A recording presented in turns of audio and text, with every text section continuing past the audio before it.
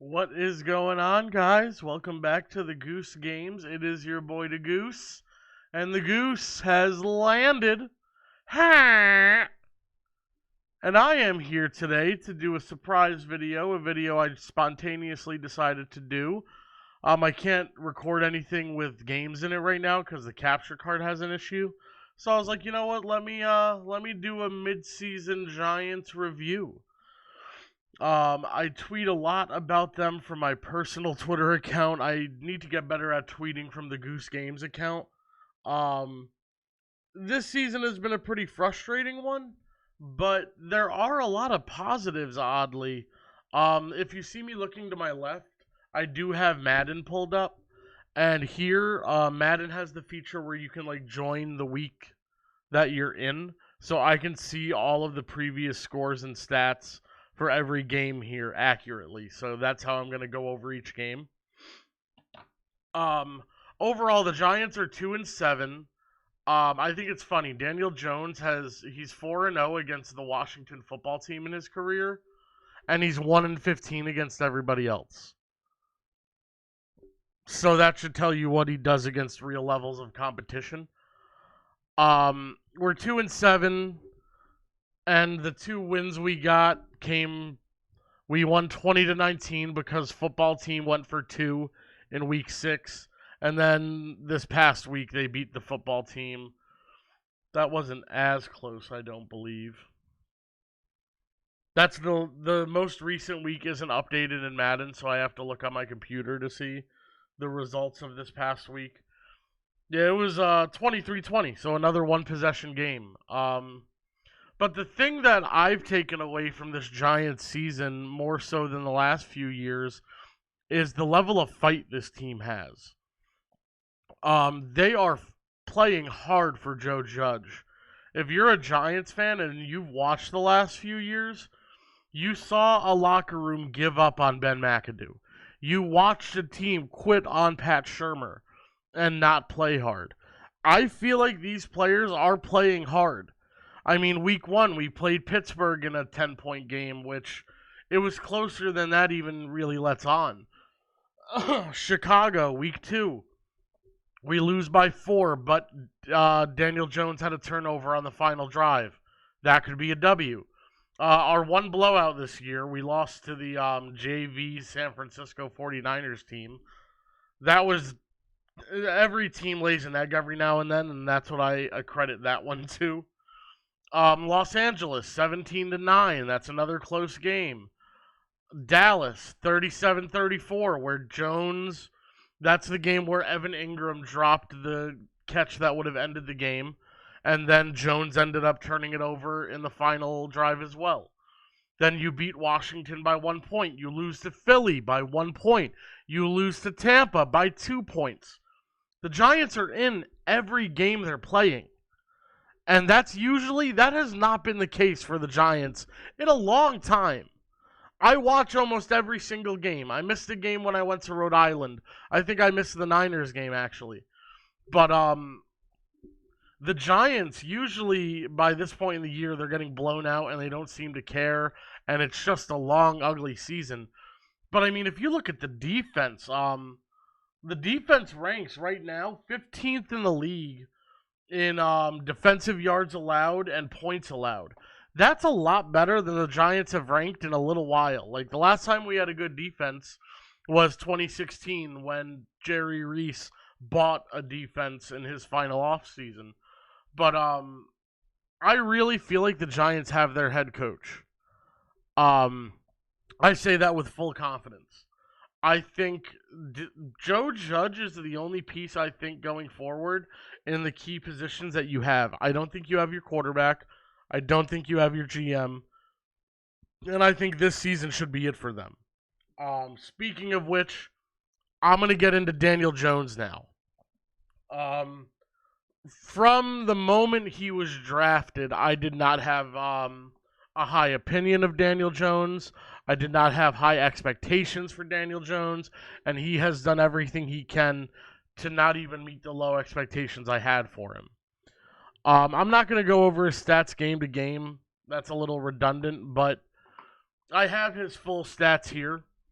Um, to me, the most frustrating thing about Daniel Jones, he's Eli Manning with wheels. That's exactly what Daniel Jones is.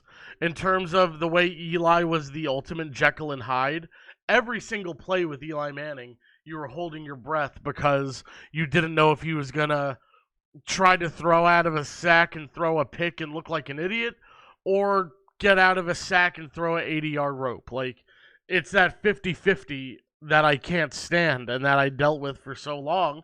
And Daniel Jones is that all over again. I've said in my kind of little tirades I've had against Daniel Jones recently, the reason we put up with Eli and his 50-50 gambles was he was clutch. He won us 2 Super Bowls in the final 2 minutes, and most games, if you left it too close, Eli could make comebacks in the final 2 minutes. Eli, I know he's at least top 10 all time in fourth quarter comebacks, and I think he's even higher than that. In his career, he had like top 5, but Daniel Jones does not do that. He loses games late. The Bears game ended on an interception from him.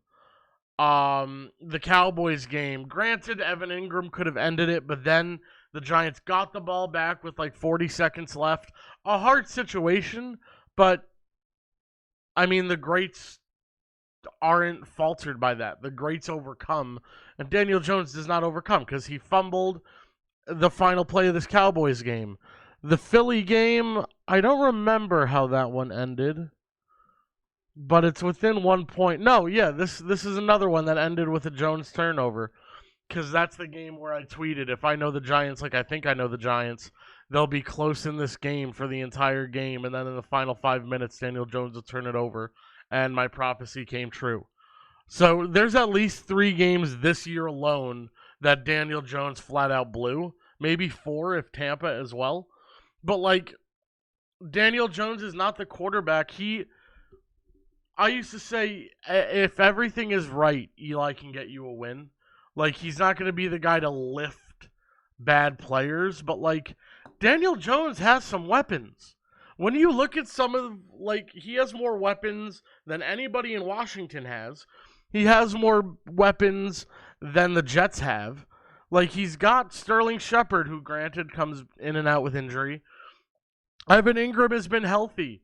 Golden Tate, until he became an asshole and started yelling for the ball, he was healthy. Darius Slayton's healthy. Like, this, he has some weapons.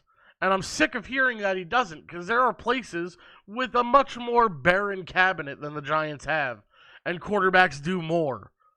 But yeah, Daniel Jones, even if you look at his stats on the year, they're sad. So right now, he's a little more than halfway done with his season. He has 1,800 passing yards. That's only on pace for like 3,400 passing yards. That's terrible. MVPs throw for 5,000. He has 300 rushing yards. He has 8 touchdowns. That's pathetic. You're only on pace to throw 15 touchdowns. MVPs throw 45 to 50. And you're only going to throw 16? That's abysmal.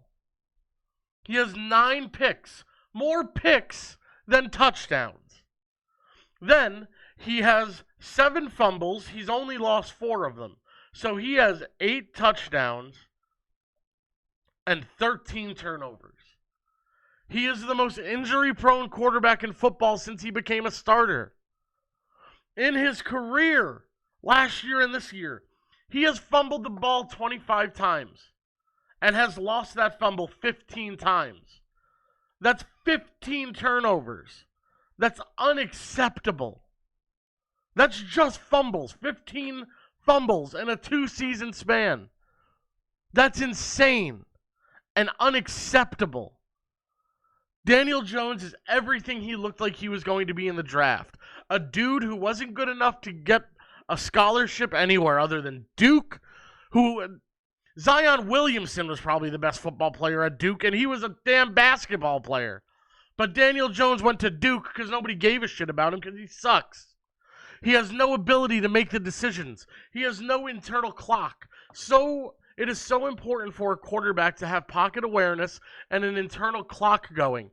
You have about 4 seconds before shit breaks down, and even less when you have an offensive line like the New York Giants have.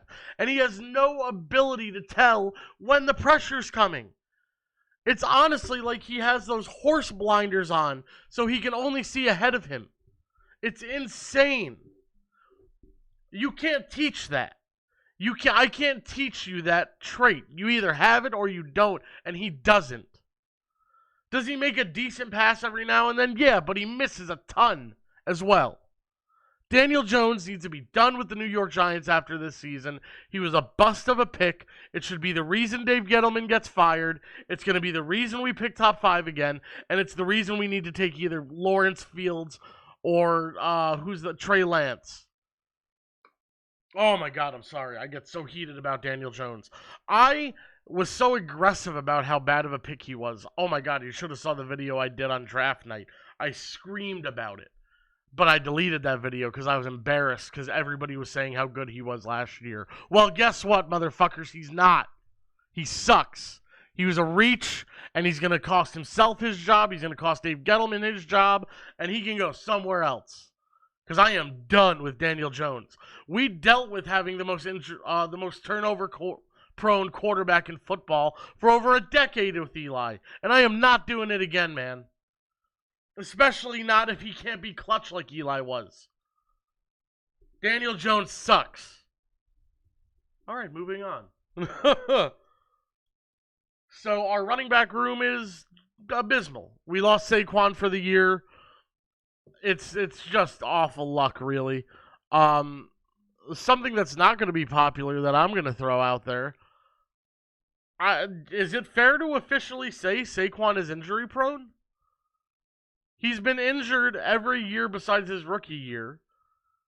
And, this is another year he's not going to finish. I'm not giving... See, I have a Saquon jersey. I love Saquon Barkley, but that doesn't mean you take a running back second overall in any circumstance. And now, Dave Gettleman, that's your back-to-back, your first 2 picks as the New York Giants GM. You took an injury-prone running back, second overall.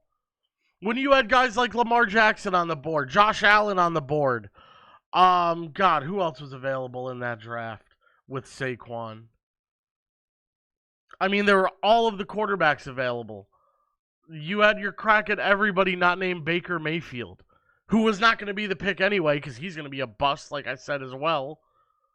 But you had so many options, and you took an injury-prone running back. You could have taken Quentin Nelson. I thought you wanted to build an offensive line. Build an offensive line with a stud like Quentin Nelson. Denzel Ward was available that year, I believe. There was a lot of talent, and you took a running back who is now injury-prone, and I don't want to give an extension to. Saquon is, in terms of popularity, is one of the faces of the league. He's going to be expected to be paid like a face of the league, and I'm not getting in line to do that. You could have had Dalvin Cook instead of Evan Ingram the year before. You could have had Nick Chubb in the second round instead of Saquon. That's enough Saquon slander. I love Saquon, but he should have never been the pick, and this is why. And now you're going to have to extend an injury-prone running back. Or you have to fire Dave Gettleman now before he can give Saquon that extension. In terms of the rest of the running backs, Devontae Freeman has been kind of nicked up since he stepped in. I don't like Dion Lewis that much. If he's not a pass catcher, he doesn't have a lot of value. Just give it to Wayne Gallman. Let the Wayne train run wild for the rest of the year. I love Wayne Gallman. He proved to be really tough in that Tampa game, fighting for a lot of extra yardage. I'm a big Wayne Gallman fan. Feed Wayne. If Freeman can get healthy, yeah, I think it goes to a load share between the two of them. But I would still lean more towards Wayne. I mean, he's healthy.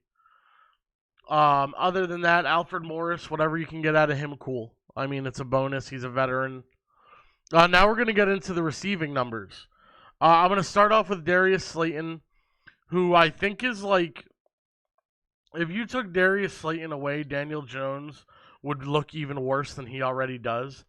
Darius Slayton beats a lot of guys and gives Daniel Jones wide open windows, and Jones can hit that, thank God. But we've seen him miss it.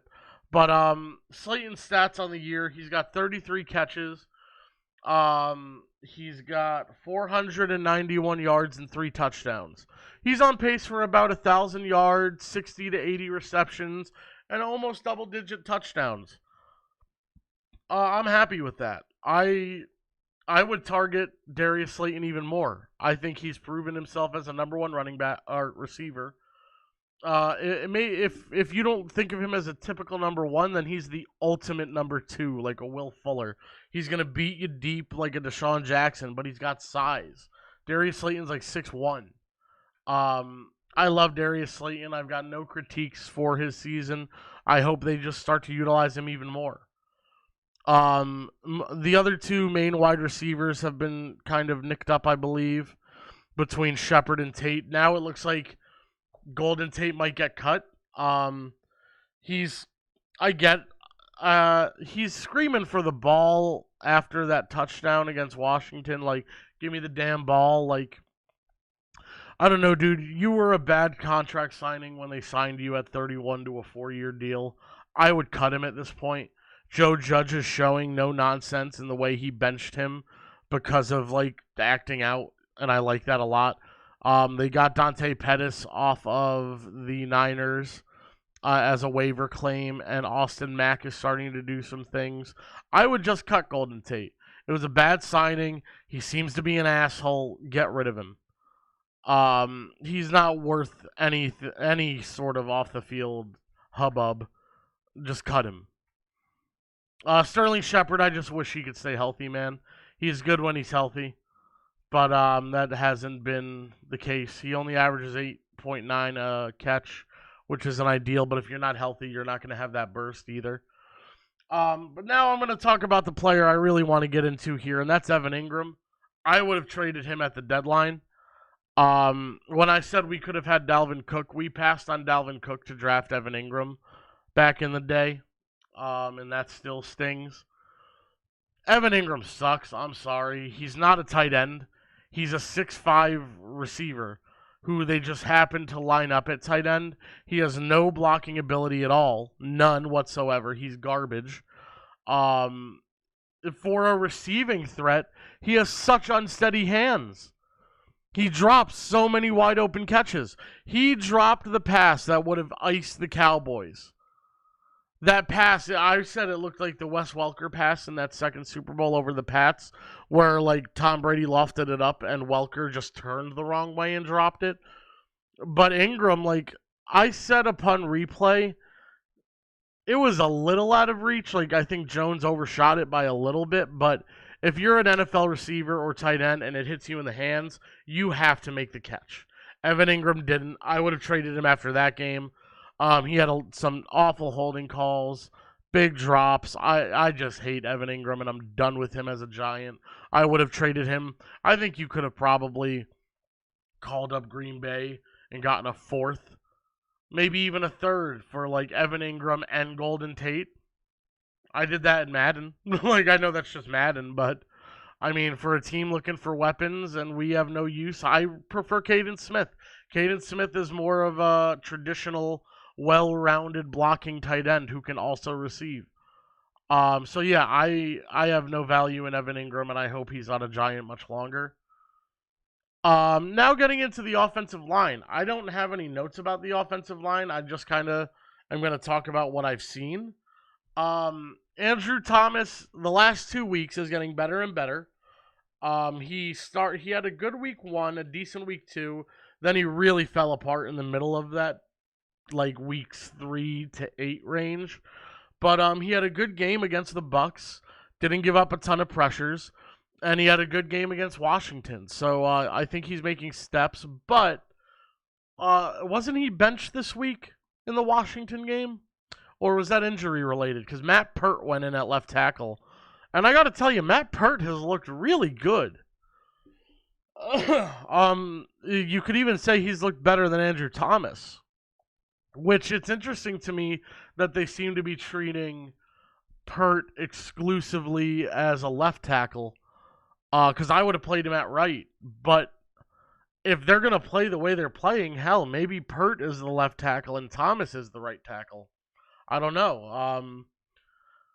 I don't want to jump the ship and move off of Thomas, but I mean, he was my third tackle when we took him at 4.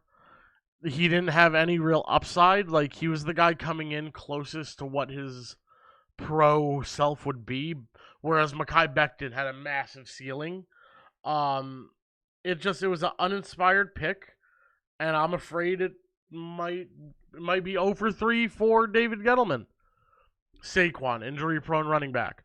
Daniel Jones, overall piece of crap, just terrible quarterback. Get it out of my face. And then Andrew Thomas. Those are your 3 top 10 picks. You could have had instead, let's say, Sam Darnold, who I would trade for this offseason if I were the Giants, by the way. If you don't end up with Trevor Lawrence, maybe go get Darnold. Instead of Saquon, you could have had Darnold. Instead of Daniel Jones, oh my God, you could have had Brian Burns, Montez Sweat. Josh Allen was still on the board. Haskins was still on the board. Drew Lock was on the board. You were picking 6. You know how much talent was on the board? And then you take Andrew Thomas when Tristan Wirfs, who looks like a monster, Mekhi Becton, who looks like a monster, Isaiah Simmons they're not using him at all in Arizona, which is baffling because he's incredible. I would have Isaiah Simmons playing everywhere on the damn field. But, like, there's so many people you missed on. And I think that needs to be the thing that gets Gettleman fired. One plus with Hernandez going out, I think Shane Lemieux has looked good. He brings a nastiness to the offensive line at the guard position. He was a 5th-round pick from Oregon this year, and he's a mean and just a mauler. And it seems like since he's come into the lineup, Thomas has gotten better. So if there's a chemistry building there, that's something to keep an eye on. Nick Gates is getting better with every week at center, but he's never, I don't think he'll ever be a top 10 center, maybe not even top 15, but until you get a guy, he's serviceable. Zeitler at right guard is good. I almost thought they would have moved him at the deadline, but I think you could keep Zeitler around a few more years as a veteran on that line. And right tackle, I think is that Cam Irving? It should just be Pert. But, yeah, Irving, he sucks, but it's whatever. So the offensive line right now, I mean, Hernandez should be back. And then the thing is, with the way Lemieux's playing, I don't want him to go to the bench. I would almost want to put the ideal thing would have been move Zeitler so the young guy can play. But I don't know. I would really like to see Lemieux keep playing. But maybe we just cut Zeitler. I don't know. We shall see, though. The offensive line is kind of wait and see. Going over to the defense now. The defense has been great. I love Patrick Graham as the defensive coordinator. I think between him and Joe Judge's influences, this defense is playing really well and, frankly, above their heads, it seems. In defensive yards and points allowed, they're 15th. So far, Blake Martinez has proven to be a really good signing. I mean, people mock Blake Martinez because he doesn't have a ton of speed, and he's kind of like that old 4-3 thumping middle linebacker. But he's played really well. He's like second in the league in tackles. You didn't sign him to be a coverage guy, so you're not asking him to do that a lot. He's a run stopper. And when you have a linebacker like Blake Martinez, and you have a front in front of him like B.J. Hill, Dexter Lawrence, Leonard Williams, and Dalvin Tomlinson, you're going to be good against the run. And you have 4 specialists in the middle, and they're all playing great. Leonard Williams is having a breakout season. Last year, he didn't have a single sack. But if you looked at the numbers, he was like top 10 in QB pressures from his position. So I was saying last year, well, that's got to turn eventually. Eventually, the numbers will back it up, and this year it has. He has 5 sacks already, and I think he's proven to be even more disruptive than that. So I think you pay Leonard Williams now. You gave up a third for him. He's starting to produce. Pay the man. I think you pay Dalvin Tomlinson. The odd man out might be B.J. Hill, because Dexter Lawrence is also a first-round pick who seems to be like he's going to be really good in the future. Maybe you can get like a third or a fourth for BJ, or you bring him back as a rotational guy. But I love that. I really love the front we have. In terms of the rest of the linebackers, Lorenzo Carter was playing like a monster before he went down, so that really hurt to see him go. O'Shane Zimenez on IR. I think we have a rookie in Deontay Downs. Kyle Fackrell's playing a lot. He has 3 sacks now. Um, the rest of the linebacker core, you have some seventh round picks playing, like Cam Brown and Carter Coughlin, and the youth movement has really started. The only player I want to see join that youth movement is Xavier McKinney. We got him at the top of the second round, and he's a safety. I heard him described as a smaller Isaiah Simmons in the way that he can play anywhere. Pass rusher, middle linebacker, slot corner, stronger free safety. So I can't wait till we can start getting him involved. He's nursing back an injury, so obviously there's no need to rush it when you're as bad as we are. But I'd love to see Xavier McKinney get involved. The secondary has been interesting. James Bradbury looks, as much as I'm kind of dunking on Dave Gettleman, James Bradbury has been an excellent signing. He has 3 interceptions, a lot of pass breakups. He's been regularly graded as one of Pro Football Focus's top cornerbacks. He's been a lockdown, shutdown corner. It feels a lot like when we signed Janoris Jenkins back in the day. He's had a great season. He had a rough game last week, but it happens. Then the rest of our corners are kind of makeshift. We're playing Darnay Holmes a lot, which I like. Kind of throw the young guy right in. And I don't think he's been toasted. He hasn't been overly exposed. I don't think he's been incredible, but he's been fine and serviceable. Ballantyne, I think, who is number 37? Like something Lewis? Cut that son of a bitch. He got worked by Michael Gallup at the end of the Dallas game. Then the very next week, he got worked by rookie John Hightower by the Eagles. That guy sucks.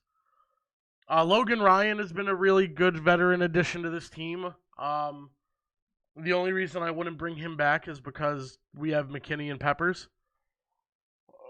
But Peppers is an interesting one. I feel like on any given play, he's either close to the ball making a play or just nowhere near anything. Like, he's a natural athlete, but he's not a great football player.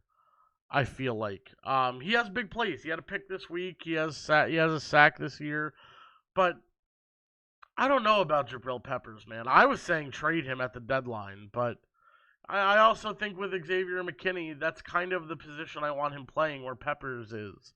So I wouldn't mind moving Peppers. Or make him an offensive piece. Use him like the Bears use Cordero Patterson. He's the biggest athlete we have on the roster, debatably, after Saquon. Use Jabril Peppers as a running back. Use him in slants and screens and wild shit. Jet sweeps. Get him involved. If you have an athlete, you get the ball in their hand. That's how I see it anyway. Yeah, so I think that's every facet of the Giants I've touched on. They're 2-7 at this point in the year, and unfortunately, that means they're still in the NFC East race. Coming up on the schedule, we have a Sunday game with the Eagles. That's going to be big. If we win that game, Christ, are we going to be like one game out of first? The thing is, there's 2 ways to look at this. One way to look at it is, it's the first year under Joe Judge. The team is playing really hard, and we can see that. So, if they can play their way into playoff position and win this division with like a 7-9 record, that's what you want, because it's a young coach. It's like what Brooklyn did. I'm wearing my Kevin Durant jersey, by the way. I got myself one birthday present this year. Kevin Durant jersey. But it's what Brooklyn did with Kenny Atkinson, and they brought in D'Angelo Russell, and they started winning games as a young team, and that attracts veterans. That attracts guys to want to sign with your team. So there's that. So maybe, let's say we miss by 1 game then, and we're 6-10, and we're picking 13th. That's not ideal, because I think the Giants still need to be adding elite talent. We don't have that deep of a talent roster, I think. I would rather we lose this game to Philly than We go to Cincinnati. I think that's an L. We go to the Seahawks. I think that's an L. Home against Kyler, probably an L. Home against Baker, that could be a win. We go to Baltimore, and then we play Dallas. Ideally, we don't win a single game. And I say that because I want to be in the top 5 of this draft. Now, as I've said repeatedly, Daniel Jones is not the franchise quarterback. But there's a lot of murmurs around the league that he'll be back. That him and Dave Gettleman might both be back for a third year. And if that's the case, I am going to be so discouraged as a Giants fan. I don't get how you sell that positively to your fan base. But I would be trying to get Trevor Lawrence. I would offer whatever I needed to offer to get to number 1 to get him. If not, I like Justin Fields. If not, there's Trey Lance. If not, there's Mac Jones. If there's a ton of quarterbacks this year, it feels like. But there's one Trevor Lawrence and there's one Justin Fields, and they're the creme de la creme in my opinion. But even outside of that, let's say we end up with the 3rd or 4th pick. Penei Sewell, left tackle out of Oregon, is like the kind of left tackle you can see going 1st overall. He's that good. He's projecting to be the best left tackle ever, projection-wise, in college. He's a monster. It's a left tackle where his highlights are fun to watch because he just destroys people. Defensively, Gregory Rousseau would be an awesome pass rusher. Micah Parsons, Patrick Surtain in the secondary. There's a lot of Jamar Chase, Jalen Waddle at wide receiver. There's a ton of talent in this draft, and I really want to be picking in the top 7 to have the best opportunity to capitalize on that. Yeah, but all right, we're at about a half hour. That is my mid-season review of the Giants. I'll do a season recap at the end of the year, and I'll try to start tweeting more actively from my Goose Games Twitter account during games, so you guys can see that there. All right, guys, but thank you for hanging out with me today. The next video you guys should see will probably be another Jets franchise video, and then I think I'm going to do my top 10 favorite wrestlers. So stay tuned for that. Thank you guys for hanging out. Please like, comment, and share this video, and if you haven't yet, subscribe so you can get alerts whenever I go live with content, or whenever I post a poll or anything like that. It'll give you a way to stay involved with the channel. Thank you guys very much. Goose, out. Ha!